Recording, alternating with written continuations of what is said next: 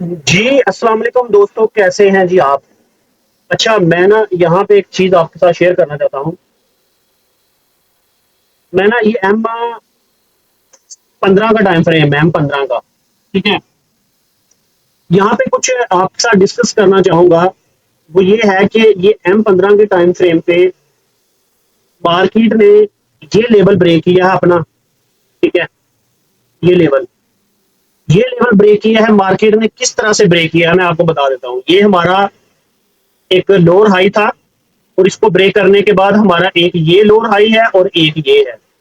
Actually में तो ये है क्योंकि इसने इसको ब्रेक किया है। अभी मैं यहाँ पे ना, अगर ये मार्केट वापस जा रही है, मार्केट को मुझे लगता है कि इस तरह से करना चाहिए, यहाँ से कहीं से वापस आना चाहिए।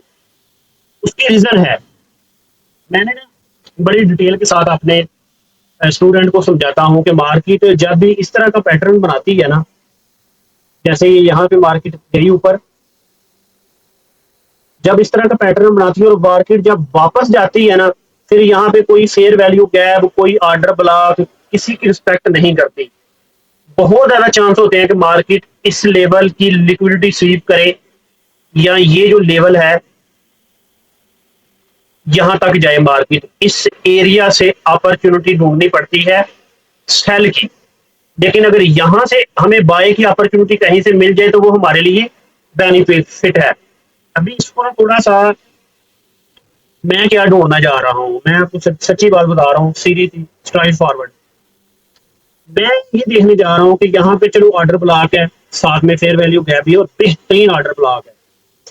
लेकिन बेहतरीन इस सिनेरियो में है कि मार्केट ने एक्चुअली में कोई लेवल ब्रेक नहीं किया, कि जिसके बाद ये ऑर्डर ब्लॉक बना है। ये वैसे ही चलती हुई मार्केट में एक ऑर्डर ब्लॉक है। मैं वैसे जाती तौर पे ये चाह रहा हूँ कि M15, M1 और M3 या इसी टाइम फ्रेम में अगर ये कैंडल यहाँ पे ही बुलिश में क्लोज हो जाए तो हमारी बाय की अपॉर्चुनिटी बढ़ेगी।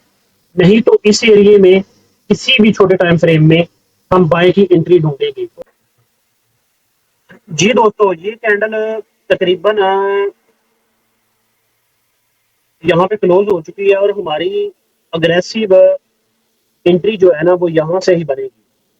अग्रेसिव एंट्री के लिए हमें चाहिए जी M15, और M15 में हम लगाएंगे जी लॉट 25 की। 25 की लॉट लगाएंगे और हमारा एसएल जो है ना वो होगा इस एरिए में। $175 का एसएल है, अग्रेसिव एंट्री है।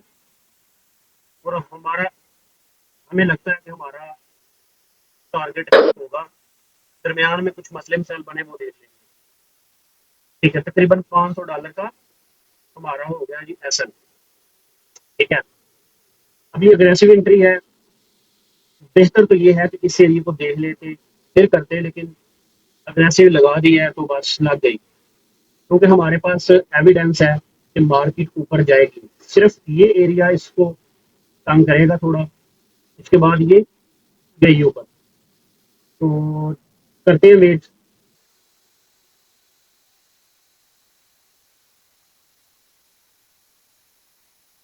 जी दोस्तों, आप देख सकते हैं कि ट्रेडिंग 101 हमारे प्रॉफिट में चल रही है। ठीक है, अगर आप देखेंगे तो ये तकरीबन 50 पिप का बनता है एसएल, और 50 पिप से ज्यादा हमें प्रॉफिट दे रही है मार्केट।